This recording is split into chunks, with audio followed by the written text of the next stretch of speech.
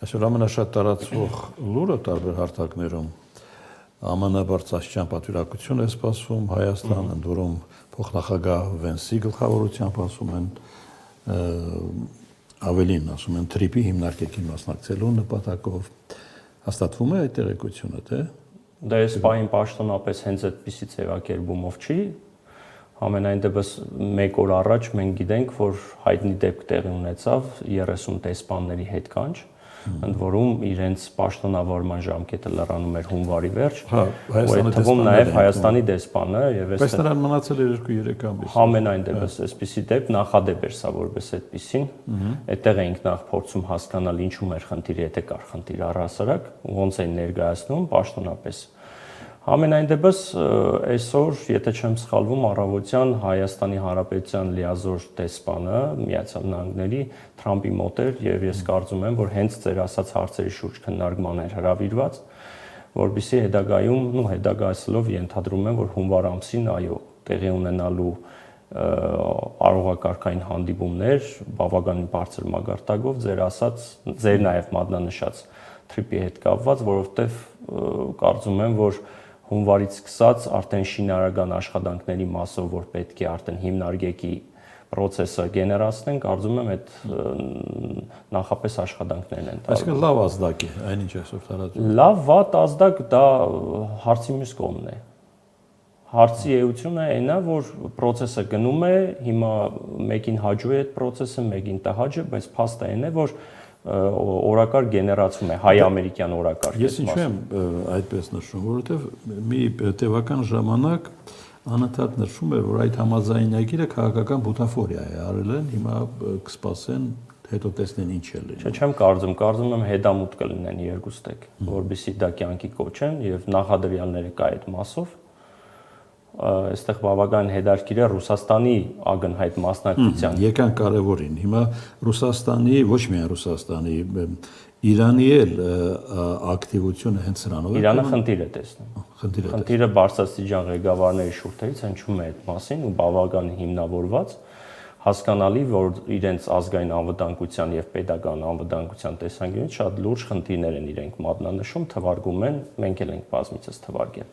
Իսկ ռուսական հանգամանքը պայմանավորված է, որ Ռուսաստանը չի ուզում անմնացորդ մնալ եւ հղում է տալիս, որ նույն եթե դուք փորձում եք մեր հետ կոմունիկացիաների վերաբացման հետ կապված հղումը տալ, որ երկաթուղի պետք է անցնի, Հայաստանի ողջ տարածքը ՅՈՒԺԿԴ-ի հիմքի վրա պատկանում է մեզ, հետեւաբար մենք եւս պետք է մասնագիծ լինենք։ Այն դեպքում, երբ որ գործող իշխանությունը Ռուսաստանը ձգտում է մասնակից լինել, ոչ թե խանգարել դրպիրակությունը։ Չէ, մասնակից լինել, այսինքն մեղմ ասած իր փայը պետք է ինքը տեսնի այդ գործարքից։ Ստացվում է, որ այստեղ նաև գործարքի մաս է ուզում ինքը դառնալ։ Իսկ այստեղ ուրիշ բան կա, ասում են, որ նրանք իրավասություն ունեն լավագույն դեպքում այն երկաթուղային գծերի հանդեպ, որոնք որ առկա են այս պահին գործածվում են, իսկ այնտեղ նոր երկաթուղի պետք է։ Հա, նորը հասկանալի է։ Նորի պարագայում, այսինքն Ռուսաստանը այդ երկաթուղու վրա էլ աշխատանք կա անելու։ Պատկանում է զրոյից գործ։ Կառավարում է Ռուսաստանը, պետք է Ռուսաստանն էլ տիրություն անի։ Դե կարծեմ վարչապետ Փաշինյանը Սանկտ Պետերբուրգում ուղիղ տեքստով այդ մասին ակնարկեց, ասեց, որ խնդրանքի տեսքով, որ պետք է արագացված ռեժիմով փորձեն Ռուսաստանը շինարարական աշխատանքներին մասը։ Դե բնականաբար ռուսական կողմն է ասում է դե այդ դեպքում մենք անմնացորդ չպետք է մնանք։ Հիմա այս ֆոնին ակտիվանում է Հայաստան-Ադրբեջան ուղիղ շփումները։ Բենզինի պատմությունը մեկ, հիմա հացահատիկ բենզին, հիմա սննդամթերքի մասին է խոսում։ Արդեն կարծես ընդ որում կա նախապայման, որ եթե գնում են սննդամթերք, ապա Հայաստանը օրինակ տալիս է կոնյակ, այն ինչ որ հայկական տեղական արտադրություն է, իրենք էլ տալիս են իրենց տեղական արտադրությունը։ Այդ առևտուրը խթանում է նաև Մոսկվան։ Մոսկվան կարծես դեմ չի խթանում։ Ինչու կարծես։ Որովհետև ես ակնհայտ չեմ տեսնել պաշտոնական հայտարարություն, որտեղ որ հնչի նման միտք, որ խթանում է կամ Մոսկվան ասել է նրան, որ ռուսական գնացքները Ադրբեջանի տարածքով կարողանում են գալ Հայաստան։ Այդ նույն տրամաբանությամբ Ռուսաստանը Վրաստանի միջոցով եւս տրամադրում է Հայաստանին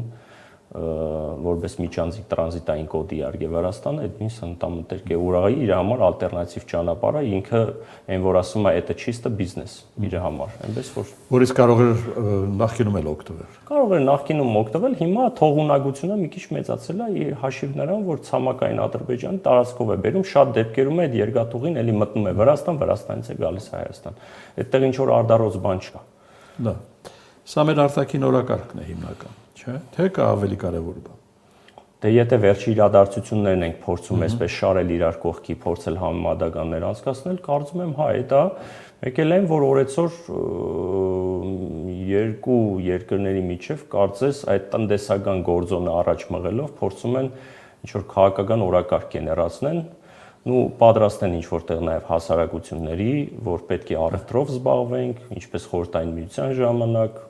փորձենք ինչ որ թոթափվել եւ այլն ու փորձենք Դե հիմա հա այսօր արձագանքել են եւ Ալիևը եւ Էրդողանը, որ